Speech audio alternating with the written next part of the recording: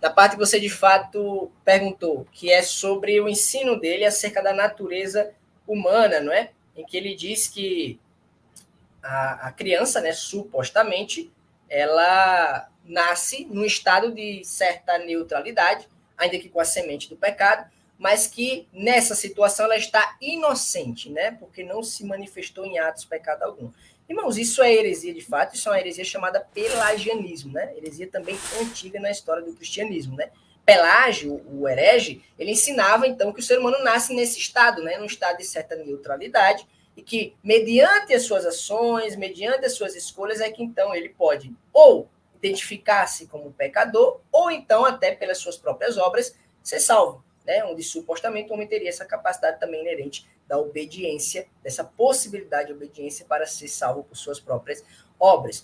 Esse pensamento pelagiano também aparece na filosofia, por exemplo, no pensamento de Jean-Jacques Rousseau. Rousseau ele dizia, né, que o homem nasce neutro e que o meio é que o corrompe. Essa ideia está profundamente equivocada, não é bíblica, porque as escrituras nos ensinam ostensivamente que sim, como o irmão Josafá bem trouxe aqui o texto, por exemplo, de Romanos, capítulo 5, verso 12 em diante. Todos nós nascemos com a herança do pecado, e o fato de todos nós nascermos, por exemplo, mortais, é já uma implicação dessa natureza pecaminosa. Então é lógico, todo bebezinho, por mais que não faça ações pecaminosas, ele já nasce mortal. E essa mortalidade é efeito do quê? Da queda, segundo as escrituras, é efeito do pecado na natureza humana. Ora, se o bebezinho não fosse culpado de pecado algum, se ele não tivesse pecado, então sequer mortal ele seria. Então a sua mortalidade, como o irmão Josafá bem colocou aí devido ao texto de Romanos 5, 12 em diante, já é indício, já é demonstração de que sim, a criancinha já é uma pecadorazinha,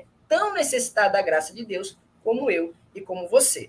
Agora, precisa ficar claro o seguinte: existem teólogos, né, que assim como eu, defendem que uma criança que morre em idade antes da maturidade e consciência, ela será salva.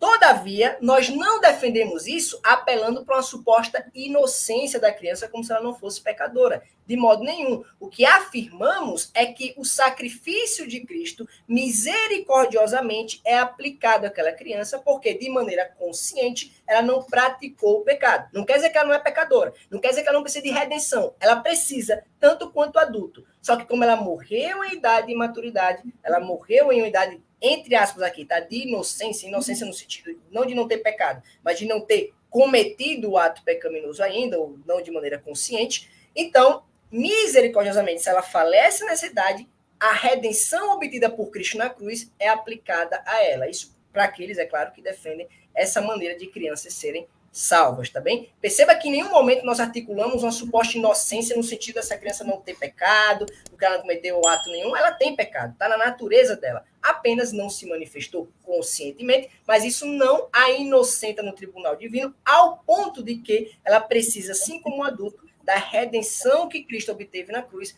para poder ser salva. Então está equivocado quando ele então coloca essa ideia aí de que ela só se torna pecadora a partir do momento que comete ato pecaminoso. Não. O ensino bíblico em amartiologia, né, que é a área da teologia que estuda a doutrina do pecado, nos ensina que nós não somos pecadores porque pecamos. Nós pecamos porque somos pecadores. Nós temos essa natureza corrompida pelo pecado, e é em razão disso que o pecado se manifesta. Ou seja, nós não somos pecadores porque pecamos. Nós só pecamos porque somos, faz parte da nossa identidade. Infelizmente, essa identidade caída ainda faz parte, a presença do pecado, que só será removida para os salvos na glorificação, na redenção final. E aí eu queria trazer um outro texto para embasar isso, além do texto de Romanos 5,12, que o Josafá trouxe, que é o texto do Salmo 51, onde no verso 5, o salmista Davi diz o seguinte. Estou lendo aqui na NVI, tá, irmãos? Mas em outras traduções, embora um pouco diferente, o sentido é o mesmo. Sei que sou pecador desde que nasci, diz o salmista Davi aqui. Sim, desde que me concebeu a minha mãe. Então perceba que a realidade tem uma doutrina muito básica também no cristianismo, que é a doutrina do pecado original. Algumas pessoas pensam que pecado original diz respeito ao pecado de Adão e Eva, lá no Éden, mas não é o caso, tá, gente? Quando a gente fala de pecado original, diz respeito ao pecado que nasce originalmente com o ser humano. Ou seja, que desde a nossa origem, desde que somos concebidos no ventre de nossas mães, nós nascemos com essa natureza caída, com essa herança maldita do pecado. Por isso que a doutrina do pecado original, que remete a essa origem do pecado da natureza humana, permite que Davi declare essa verdade e dizer, olha, sei que eu sou pecador desde que nasci. Pergunta, Davi já nasceu pecando? Ele já nasceu cometendo um ato pecaminoso, um ato propriamente? Lógico que não. Mas mesmo assim, isso não o faz deixar de declarar-se pecador desde que nasceu. Por quê? Porque a natureza de um pecador não depende do ato ser revelado. Isso vai ser revelado mais cedo ou mais tarde. Você não precisa ensinar uma criança a fazer o mal. Ela vai saber fazer isso naturalmente, por causa da sua natureza pecaminosa. A gente educa crianças para ensiná-las a fazerem o certo.